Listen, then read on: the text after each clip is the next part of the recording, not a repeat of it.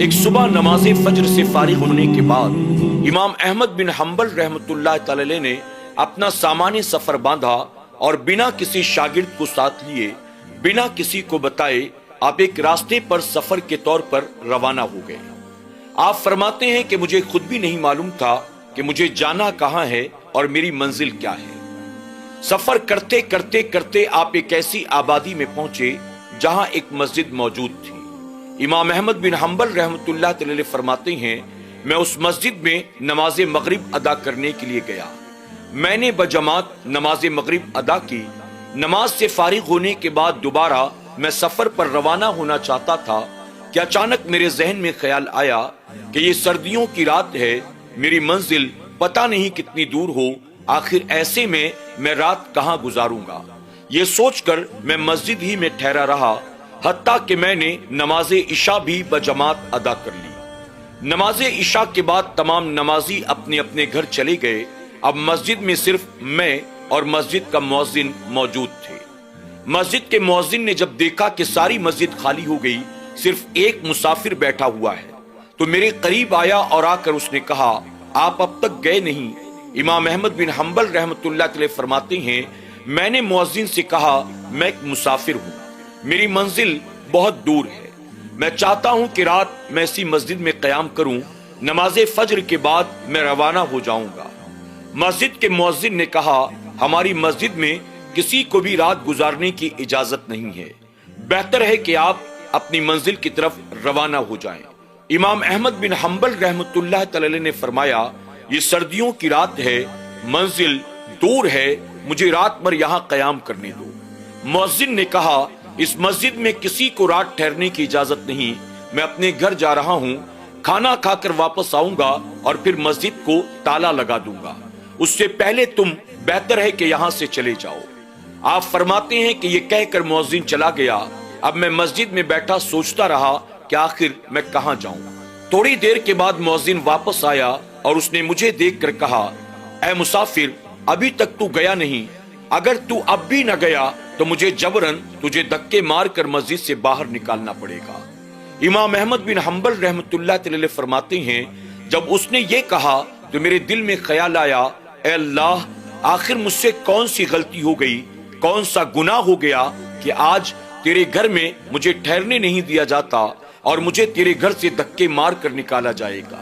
میں ابھی یہ سوچ ہی رہا تھا کہ مؤذن میرے قریب آیا، اس نے میرا سامان اٹھایا اور اٹھانے کے بعد دھمکاتے ہوئے کہا، تم نکلتے ہو یا میں تمہارا سامان اٹھا کر باہر پھینکوں۔ امام احمد بن حنبل رحمۃ اللہ تعالی فرماتے ہیں، میں نے اس کے ہاتھ سے اپنا سامان لیا اور سر جھکائے مسجد سے باہر نکل گیا۔ جب میں مسجد کے باہر نکلا تو مجھے سردی محسوس ہونے لگی۔ کچھ دور جانے کے بعد میں نے دیکھا ایک نانبائی تنور میں روٹیاں بنا رہا تھا۔ میں جب اس کے قریب گیا تو تنور کی گرمی کی وجہ سے مجھے کچھ راحت محسوس ہونے لگی۔ میں نے اس نانبائی سے کہا، اگر آپ کی اجازت ہو تو کچھ دیر کے لیے میں اس تنور کے قریب بیٹھ جاؤں۔ نانبائی نے کہا، اگر میرے کام میں تمہاری موجودگی کی وجہ سے کوئی خلل پیدا نہیں ہوتا تو مجھے اس بات سے کوئی تعلق نہیں کہ تم یہاں بیٹھو یا وہاں بیٹھو۔ آپ فرماتے ہیں کہ میں تنور کے قریب بیٹھ گیا اور اس نانبائی کو روٹیاں بناتا دیکھتا رہا اور تندور کی گرمی سے میں راحت محسوس کرتا رہا۔ کچھ دیر کے بعد میں نے یہ دیکھا کہ وہ نانبائی جب آٹا گوندتا ہے تو آٹا گوندتے گوندتے استغفر اللہ کا ورد کرتا ہے۔ جب وہ روٹیاں بیلتا ہے تو اس وقت بھی استغفر اللہ کہتا ہے۔ جب وہ روٹیاں تندور میں لگاتا ہے تو اس وقت بھی استغفر اللہ کہتا ہے۔ جب پکنے کے بعد روٹیوں کو تنور سے نکالتا ہے تو اس وقت بھی استغفر اللہ کہتا ہے۔ جب وہ گراہک کو روٹیاں دیتا ہے تو اس وقت بھی استغفر اللہ کہتا ہے۔ آپ فرماتے ہیں کہ میں نے جب اس کی زبان پر استغفار کی تسبیح دیکھی، مجھ سے نہیں رہا گیا، میں اس کے قریب گیا اور میں نے کہا، اگر اجازت ہو تو میں آپ سے ایک سوال پوچھنا چاہتا ہوں۔ نانبائی نے کہا، بتاؤ کیا سوال ہے؟ آپ فرماتے ہیں، میں نے اس نانبائی سے کہا، مجھے یہ بتاؤ، آپ جب آٹا گوندھ رہے تھے، روٹیاں بیل رہے تھے، جب اسے تندور میں لگاتے ہو، جب اسے پکنے کے بعد نکالتے ہو اور جب گراہک کو دیتے ہو، اپنی زبان پر ہر وقت استغفار کا ورد جاری رکھتے ہو، مجھے یہ بتاؤ آخر اس استغفار کی فضیلت کیا ہے، اس کی برکتیں کیا ہیں؟ امام احمد بن حنبل رحمۃ اللہ علیہ فرماتے ہیں، میرے سوال کو سننے کے بعد وہ نان بھائی کہنے لگا، اگر آپ واقعی جاننا چاہتے ہیں کہ درود و سلام کی برکتیں کیا ہیں تو سنیں۔ دراصل چند مہینوں پہلے کی بات ہے، میں اس بٹیار خانے میں نان بائی کی نوکری کیا کرتا تھا۔ میری تنخواہ اتنی مختصر تھی کہ بمشکل تمام اپنے گھر والوں کے ساتھ میں گزارا کر پاتا تھا۔ میرے گھر میں میرے والدین کے علاوہ میرے بیوی بچے اور میرے بھائی بہن بھی موجود تھے۔ اپنے تمام بھائیوں بہنوں میں سب سے بڑا تھا، اس لیے پورے گھر بھر کی ذمہ داری میرے کاندھوں پر تھی۔ میری تنخواہ اتنی نہیں تھی کہ ہم 3 وقت اطمینان و سکون کی روٹی کھا سکتے۔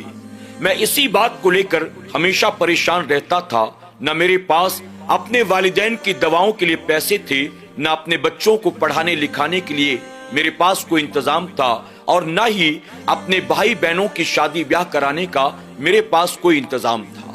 اسی سوچ اور فکر میں ہر وقت ڈوبا رہتا تھا۔ ایک دن جب نماز فجر ادا کرنے کے بعد میں مسجد میں بیٹھا اللہ کی بارگاہ میں اپنی پریشانیوں کو یاد کر کے رو رہا تھا، کسی اللہ والے سے میری ملاقات ہوئی اور اس اللہ والے نے مجھ سے کہا، میں تمہیں ایک ایسا وظیفہ سکھا دیتا ہوں کہ جس کی برکت سے اللہ تمہاری ہر پریشانی کو دور فرما دے گا، اللہ تمہارے رزق میں برکت عطا کرے گا، اور اگر تم نے پابندی کے ساتھ اس وظیفے کو اپنایا تو پھر اللہ تمہیں کسی کا محتاج نہیں بنائے گا۔ پھر وہ نان بھائی کہنے لگا، اس اللہ والے نے مجھے استغفار کا ورد سکھا دیا۔ اب میں نے صبح شام استغفار کا ورد کرنا شروع کیا۔ نتیجہ یہ ہوا کہ چند دنوں کے بعد جس بٹیار خانے میں نان بائی کی نوکری کیا کرتا تھا، اللہ نے مجھے اس بٹیار خانے کا مالک بنا دیا۔ اب میں نے صبح شام استغفار کے ورد کو اپنا اوڑھنا بچھونا بنا لیا ہے۔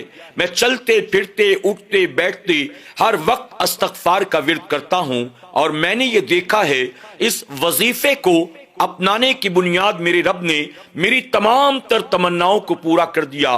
اللہ نے ہر مشکلات کو دور کر دیا، اللہ نے میرے رزق میں خوب برکتیں عطا کی۔ صرف ایک دعا ہے جو اللہ نے اب تک قبول نہیں فرمایا، علاوہ اس کے رب نے میری ہر آرزو کو پورا کیا ہے، ہر تمنا کو پورا فرمایا ہے، اور مجھے اپنے رب کی ذات پر یقین ہے کہ میرا رب مجھے موت دینے سے پہلے میری وہ دعا بھی ضرور قبول فرمائے گا۔ امام احمد بن حنبل رحمۃ اللہ علیہ فرماتے ہیں، آخر وہ کون سی دعا ہے جسے رب نے اب تک قبول نہیں فرمایا؟